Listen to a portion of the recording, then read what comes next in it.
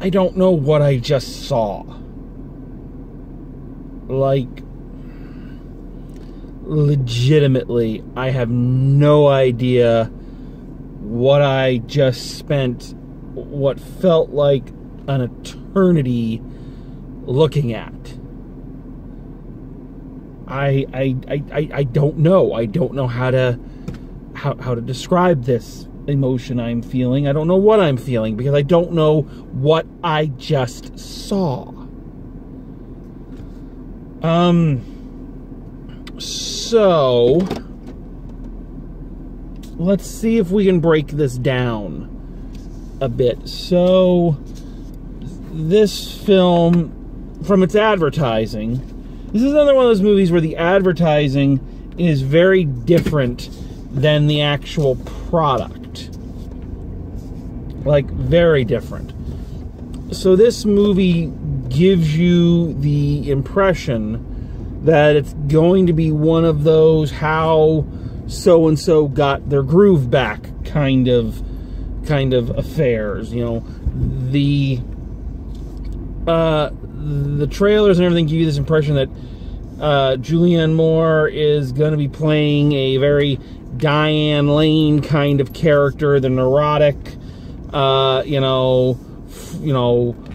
frumpy, just so charmingly befuddled. I can't do that. Oh my goodness, I just can't. Until she meets, handsome guy at a dance club who teaches her to love again, and her family doesn't like him, but they grow to understand that mom is an adult and a woman and all this other horse hockey. So I came to this film going, all right, gonna be another one of these, so buckle up. Well, as it turns out, I'm giving the movie too much credit, because that cliche-ridden little roller coaster ride I just took you on, turns out that has about, as cliched as it is, has about 1,000 times more personality and character than this fucking movie. I have absolutely no idea who our main character is. Absolutely none. Having spent at least 2 hours with her, no idea who she is. Absolutely none. It turns out the movie, spoiler alerts, but I don't care, turns out the movie is more divorced woman who's been divorced for 12 years, so this isn't even like a newly divorced thing. She's been divorced for a long time. Meets guy at bar, starts dating him, things are going great, he does her shit, she takes him back off screen, I'll get to that in a second, he does her shit again, she breaks up with him for real, and gets her groove back from that. I don't know, people. All right, let's see if we can break this down.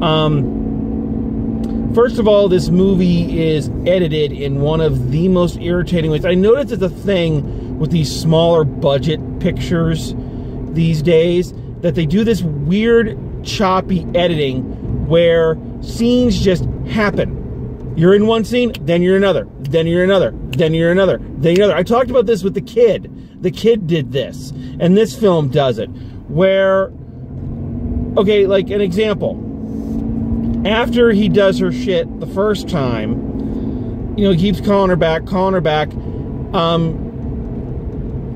and after a lot of like half-minute scenes or half-minute shots of her doing things, none of which are related, it finally culminates with her watching a skeleton marionette show, on the street, and he calls her again, and she calls him, and then the next thing you know, they're on a fucking plane together going to Las Vegas.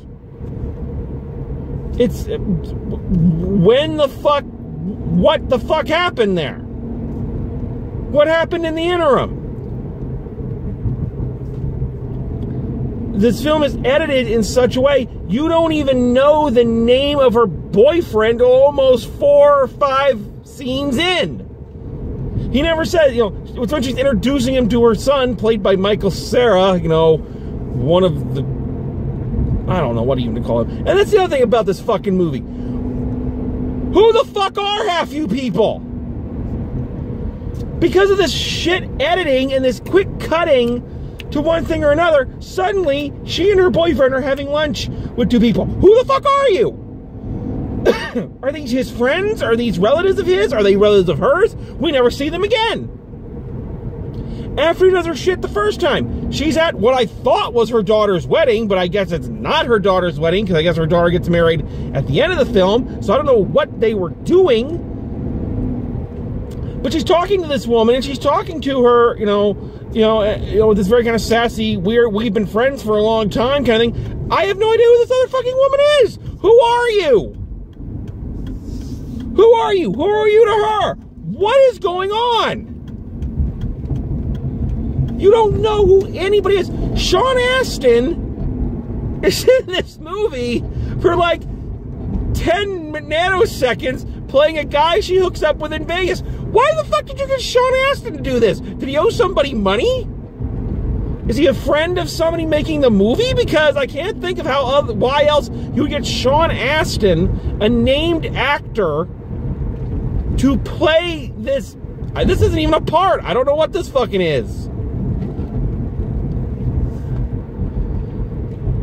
And in between these scenes are scenes of nothing and nobody and fucking what is happening. It's just random shit. I don't know if it's supposed to represent like just her day-to-day life and this is just things that happen. There's a scene where she's in this room with other women and they're all like, and the entire scene is them tucking their thumbs under their shoulders and going, wah, wah, wah, wah, wah, wah, and then they're all, then it cuts to them all lying on the ground in like a puppy pile, just laughing their asses off. What the fuck is happening here? What is this about? There's this weird thing where her apartment is is below the son of the woman she's renting the house from, I guess. And all the guy does is like, you fucking ass, you're fucking shit, I want to die, fucking. It's just a string of profanity and nonsense. You know, is he going psychotic? Is he yelling at somebody? What the fuck is happening? Why is this in the movie? What does this have to do with anything? Nothing in this movie links to anything else or tells us anything about the situation, the characters, or the world. It's just random shit. And all the posters on there. Julianne Moore is phenomenal. Julianne Moore is nothing. What the fuck were you watching? I'm not saying Julianne Moore is a terrible actor, because she's not. But she's not acting in this. She's doing her best Michelle Pfeiffer impression. Seriously, she looks exactly like Michelle Pfeiffer in this. I'll tell you this. If you ever had a hankering to see Julianne Moore's tits, well, this is the movie for you. Her tits are everywhere. She loves being naked. You know, give her big props. She ain't shy. Then they're not bad. I mean, it's not like an objectionable thing seeing Julianne Moore's tits, but I'm just like, why is she naked right now? What is happening? Nothing links. Holy God. What? How? I just don't know. You have days and you have moments where you just throw up your hands and go, what am I fucking doing with my life? What is that? Why? What? And again, the biggest problem is I don't know, what are we supposed to get out of this? Okay? What do we learn about this Gloria character? We learn nothing about her.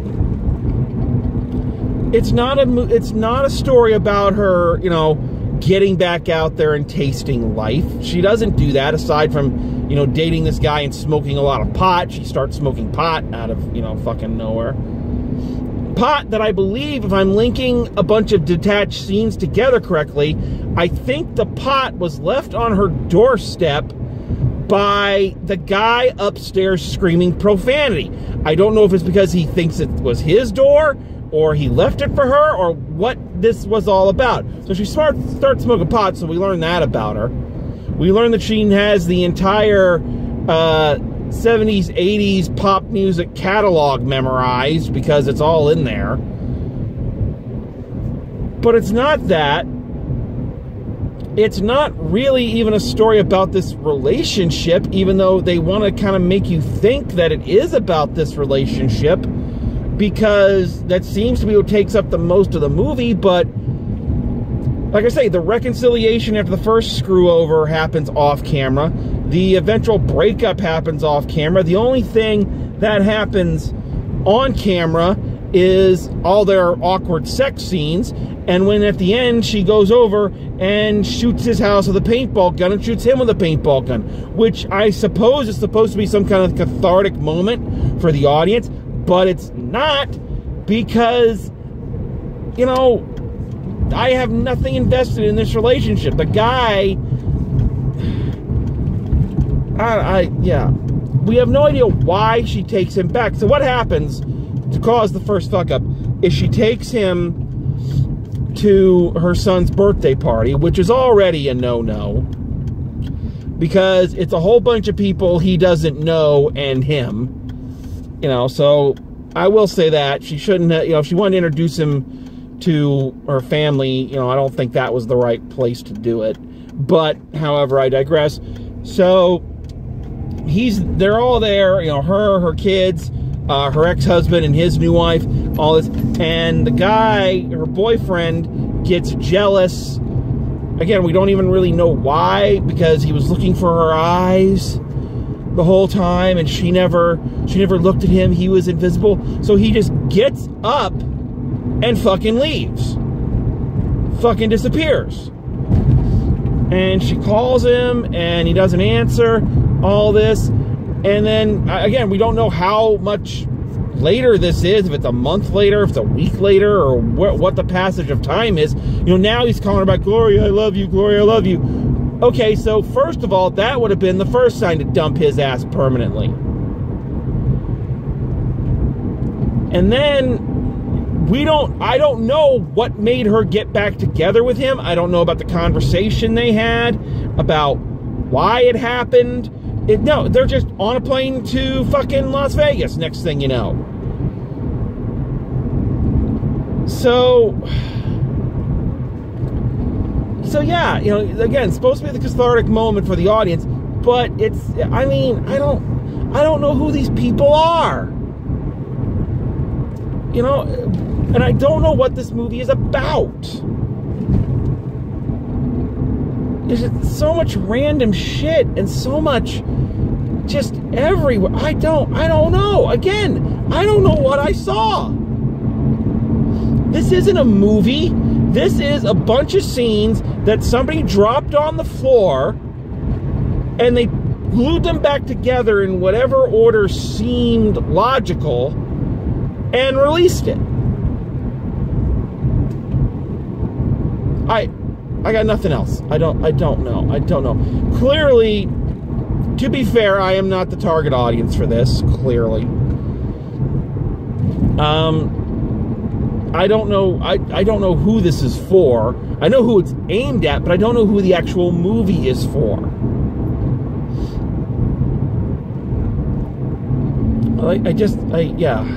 Everything about this is wrong.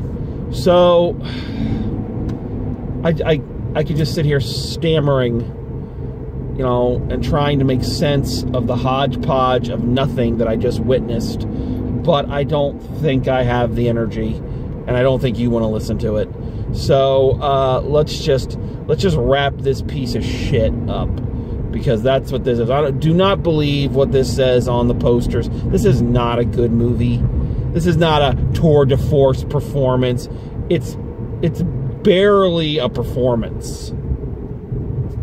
So final grade, you know, we're going F on this one. F. I mean, no plot, no story, no characters, no character development, no arc.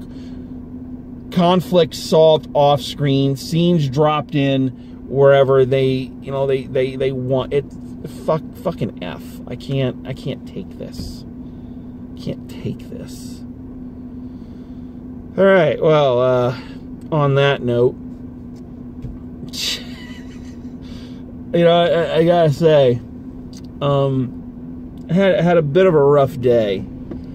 So I was kind of hoping to go see a movie that, you know, I went and saw this one primarily because there's nothing else out, and, you know, I was like, okay, another, you know, boilerplate, How I Got Your Groove Back. I can at least mock it in the review and kind of burn off, burn off a little steam, or let off a little steam, I guess is the appropriate term. And I can't even fucking do that because this is not a movie.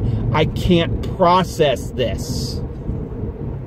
So I'm screwed out of even that. Default.